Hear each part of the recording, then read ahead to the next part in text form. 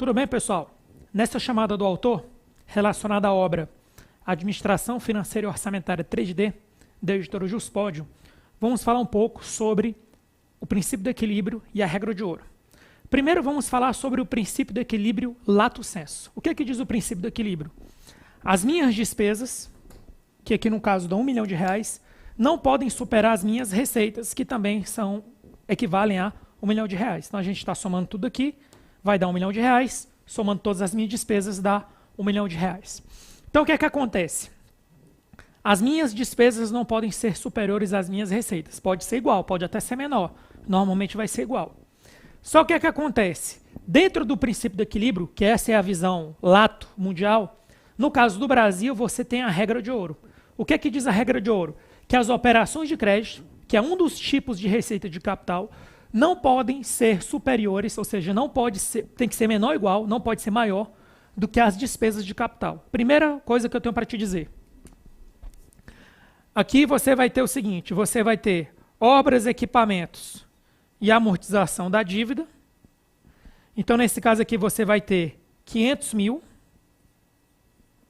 certo?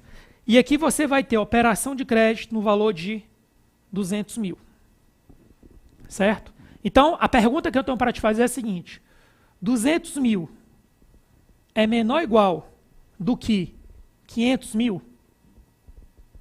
Verdadeiro ou falso? Verdadeiro, porque 200 mil é menor do que 500 mil. Então, isso aqui é verdadeiro.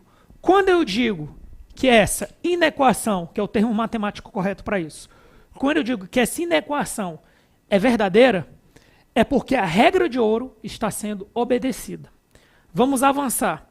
Suponha que você vai abrir um crédito adicional, no valor de, vamos colocar aqui, mais 200 mil. Então, aqui vai aumentar 200 mil. E aqui vai aumentar 200 mil. E que esse crédito adicional é para mais obras. 200 mil. O que é que vai acontecer aqui? Você vai ver que aqui vai ficar 400 mil. E aqui vai ficar 700 mil. Isso aqui continua verdadeiro. Mas o que eu quero lhe falar é o seguinte. 200 mil para 400 mil, aumentei 200. 500 mil para 700, aumentei 200. Qual é a diferença de 500 para 200 mil? 300 mil.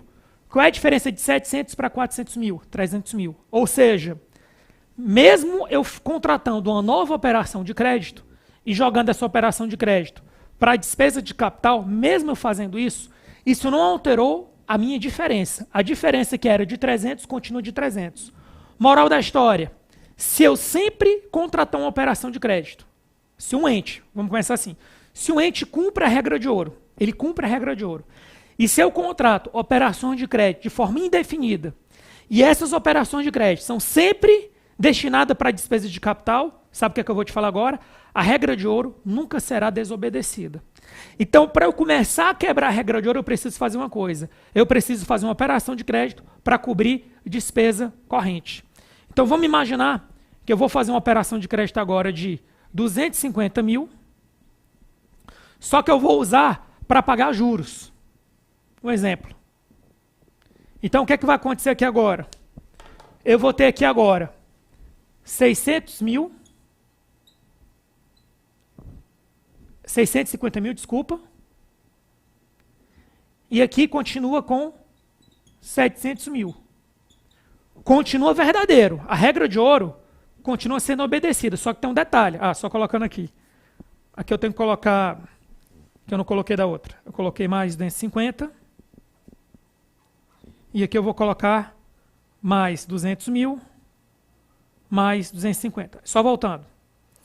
Então, a regra de ouro continua sendo obedecida, porém, a diferença diminuiu. A diferença que já foi de 300, agora caiu para 50 mil, mas a regra de ouro continua sendo obedecida.